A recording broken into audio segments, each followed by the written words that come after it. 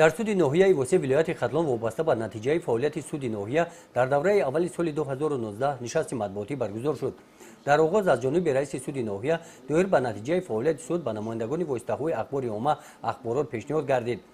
қайд гардид ки дар давоми 3 моҳи аввали соли 2019 аз ҷониби суди ноҳияи восеъ 463 парвандаҳо баррасӣ гардиданд.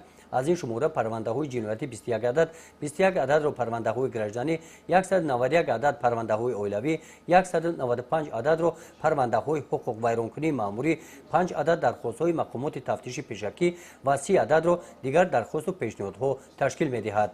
дар нишасти матбуотӣ саволҳои хабарнигорон ба мавзӯъҳои пешгирии ҷиноят байни ноболиғон, пешгирии вайроншавии оилаҳо ва мавзӯи терроризм ва экстремизм ва сатҳи маърифати ҳуқуқии сокинон бахшида шуданд. зикр гардид ки парвандаҳои ҳуқуқвайронкунии маъмурӣ вобаста ба риоя накардани қонуни ҷумҳурии тоҷикистон дар бораи масъулияти падару модар дар таълиму тарбияи фарзанд аз ҷониби судяҳои суди ноҳияи восеъ баррасӣ гардиданд, 195 ададро ташкил медиҳанд.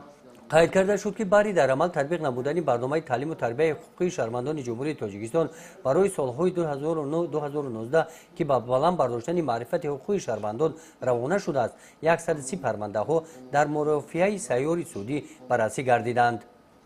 гузориши хоҷа назриев, худойназар зуҳуров аз ноҳияи восеъ барои барномаи иттилооти навид.